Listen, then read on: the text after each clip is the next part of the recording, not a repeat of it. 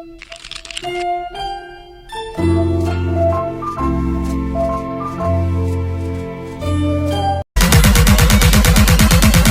to the Base Face Network.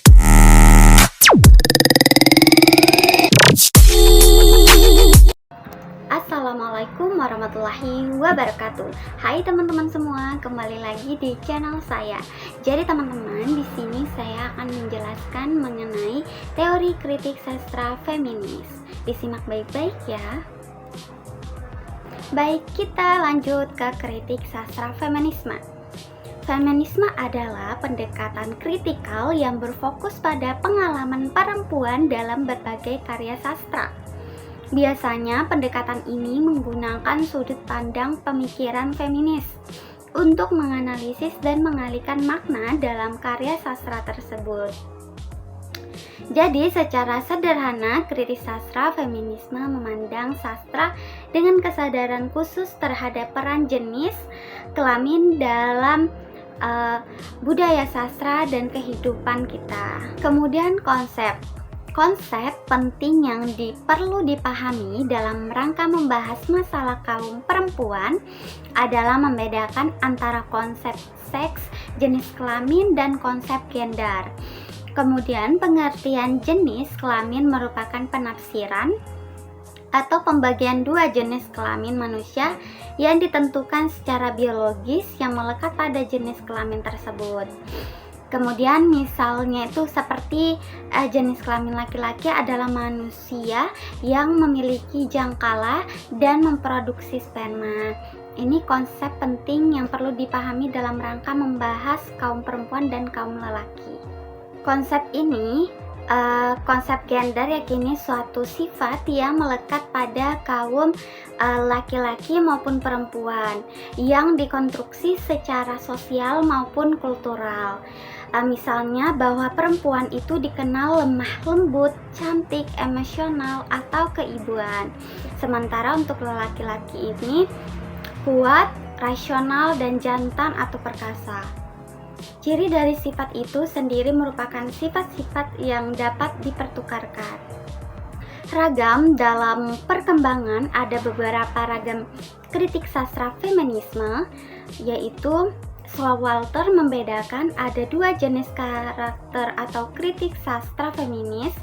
Yang pertama, kritik sastra feminis yang melihat perempuan sebagai pembaca, dan yang kedua, kritik sastra feminis yang melihat perempuan sebagai penulis. Kritik sastra feminisme aliran perempuan sebagai pembaca memfokuskan kajian pada adalah citra dan stereotipal perempuan dalam sastra, pengabdian, dan kesalahpahaman tentang perempuan dalam kritik sebelumnya.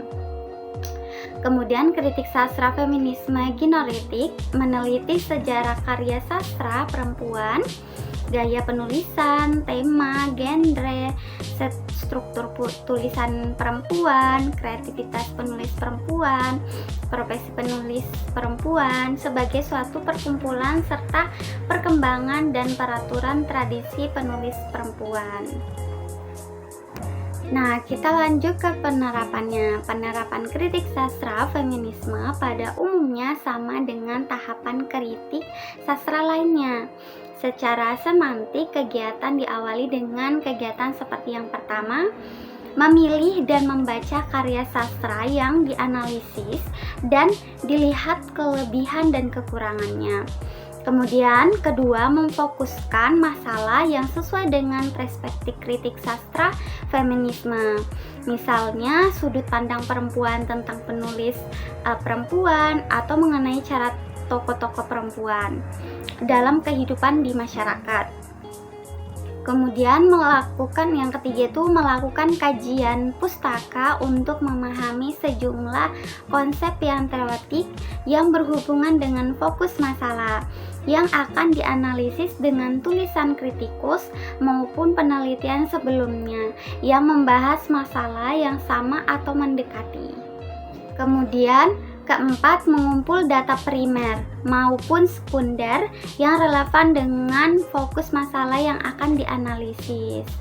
Kemudian menganalisis data dengan menggunakan perspektif kritik sastra. Dalam hal ini dapat dipilih ragam kritik sastra feminis yang sesuai dengan masalah yang akan dianalisis. Kemudian yang keenam, menginterpretasikan dan memberikan penilaian terhadap hasil penelitian sesuai dengan ragam kritik sastra feminisme yang dipilih.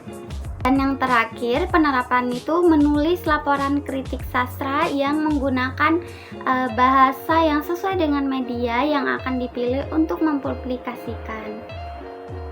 Nah, itu aja nih penjelasan saya mengenai teori kritik sastra feminis. Semoga apa yang saya jelaskan bisa bermanfaat dan bisa dipahami oleh teman-teman semua. Sekian dari saya. Wassalamualaikum warahmatullahi wabarakatuh.